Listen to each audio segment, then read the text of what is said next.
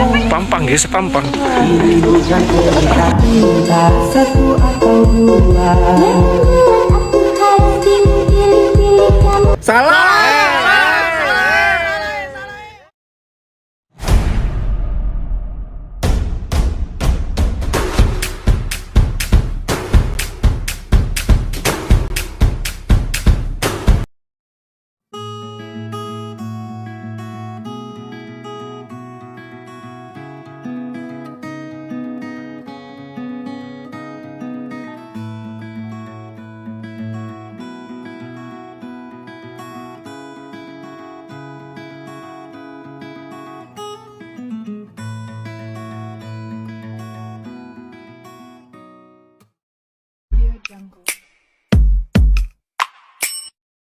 Perkenalkan, kami dari kelompok 6 ingin mempresentasikan materi hukum adat tentang hukum adat pada Dayak Bahau. Sebelum masuk ke materinya, terlebih dahulu saya akan memperkenalkan diri dan anggota-anggota kelompok saya. Baik, perkenalkan, nama saya Eka Adelia dan anggota kelompok saya yang pertama ada Yuniarti Wijanarko, yang kedua ada Nur Hoiria, yang ketiga ada Muhammad Rizky Riantori, dan yang terakhir ada Muhammad Agus. Baik, saya akan langsung masuk ke sesi materi. Saya akan membacakan materi tentang asal-usul Dayak. Sejarah suku Dayak bermula dari keturunan bangsa Austronesia yang berawal dari Yunan. Cina Selatan masuk Indonesia pada tahun 3000 sebelum Masehi. Suku bangsa ini mulai bermukim di Indonesia, salah satunya di Pulau Kalimantan, dan disebut-sebut sebagai nenek moyang suku Dayak. Imigran dari Cina ini menempuh dua jalur. Pertama, melalui Vietnam, atau dulu disebut sebagai Indochina, Malaysia atau Semenanjung Malaya, menuju Sumatera Utara dan berakhir di Kalimantan Tengah dan Kalimantan Selatan. Rute kedua menempuh rute dari Hainan atau Cina Selatan menuju Taiwan. Kemudian Filipina dan melintasi Laut Cina Selatan hingga mencapai Kalimantan bagian barat, utara, dan timur. Perbedaan jalur kedatangan ini kemudian mengakibatkan terbentuknya beragam kebudayaan yang dipengaruhi budaya di masing-masing daerah singgahan selama perjalanan. Akibatnya, dewasa ini suku Dayak terbagi menjadi ratusan subetnis. Dan Dayak Bahau ini kami meneliti Dayak Bahau ada di desa Sungai Bawang. Dan desa budaya Sungai Bawang ini terletak 40 km dari kota kecamatan Muara Badak. Jalan masuknya melewati gapura utama di sisi Jalan Poros Samarinda Bontang. Jarak dari Tenggarong menuju desa budaya Sungai Bawang kurang lebih 51 km. Sedangkan dari Samarinda jaraknya adalah 31 km.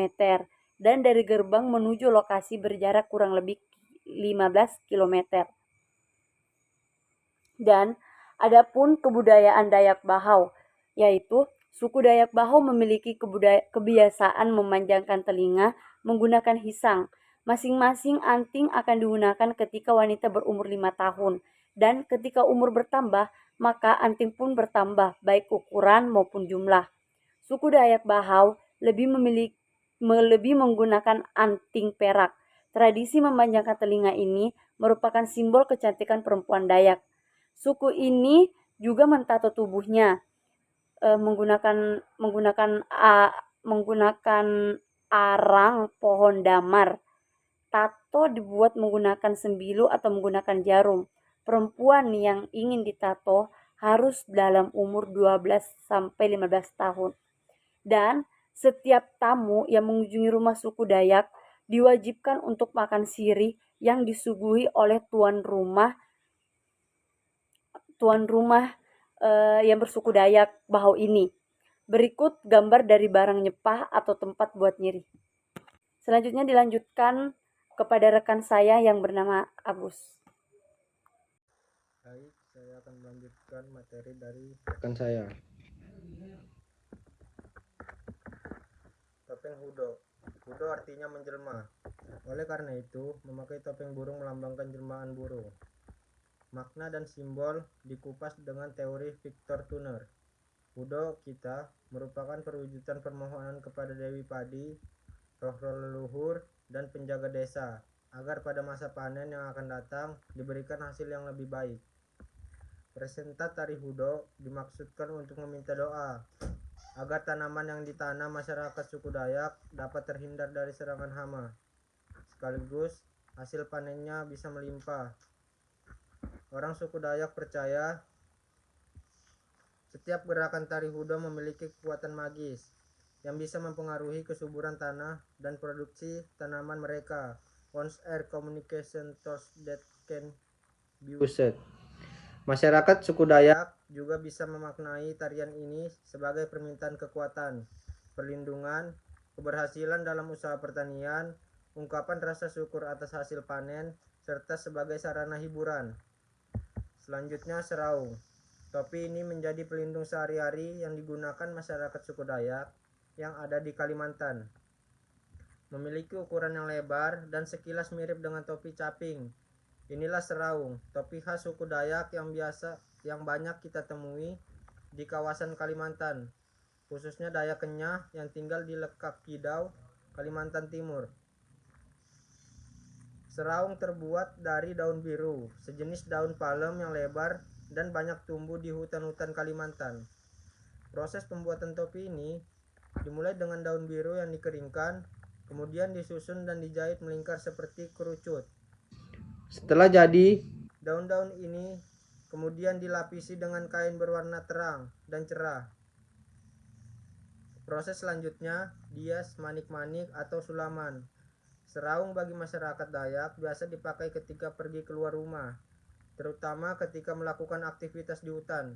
Selain itu, seraung juga sering dikenakan dalam ritual upacara adat di sana. Warnanya yang cantik dan memanjakan mata menjadi seraung saat ini sering dipakai menjadi hiasan dinding.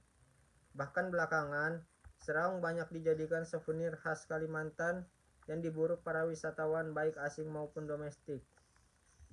Terima kasih. Materi selanjutnya akan dibacakan oleh rekan saya. Baik, saya akan melanjutkan materi dari rekan saya yang bernama Agus. Luhung atau tufung. Pengertian dari luhung atau tufung adalah gendang atau tufung. Ini terbuat dari kayu dan kulit sapi di masa sekarang. Namun dulu, gendang tersebut terbuat dari kayu dan kulit babi. Gendang digunakan pada saat upacara adat besar. Sekian materi dari saya. Saya lanjutkan materi selanjutnya kepada rekan saya yang bernama Dito. Lokasi masyarakat adat. Masyarakat adat Dayak Bahau berlokasi di Sungai Bawang, Kecamatan Morabadak, Kabupaten Kutai Kartanegara, Provinsi Kalimantan Timur.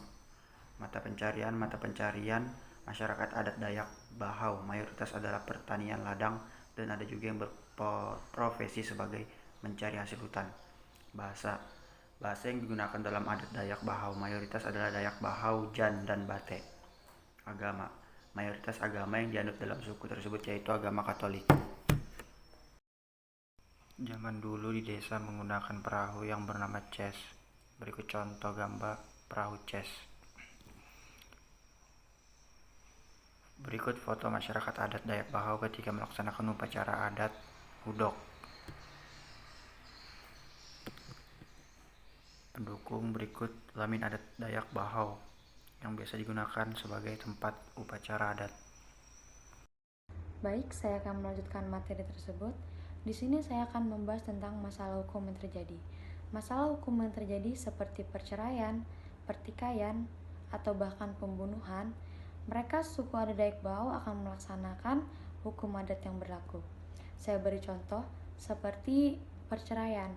Mereka akan dikenakan sanksi berupa gong, parang, atau alat-alat Bahau lainnya yang diminta oleh pihak yang ingin diceraikan tersebut.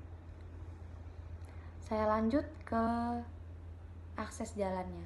Untuk akses jalannya itu terletak 40 km dari Kecamatan Morabadak, dan untuk dari Samarinda itu berjarak mencapai 31 km.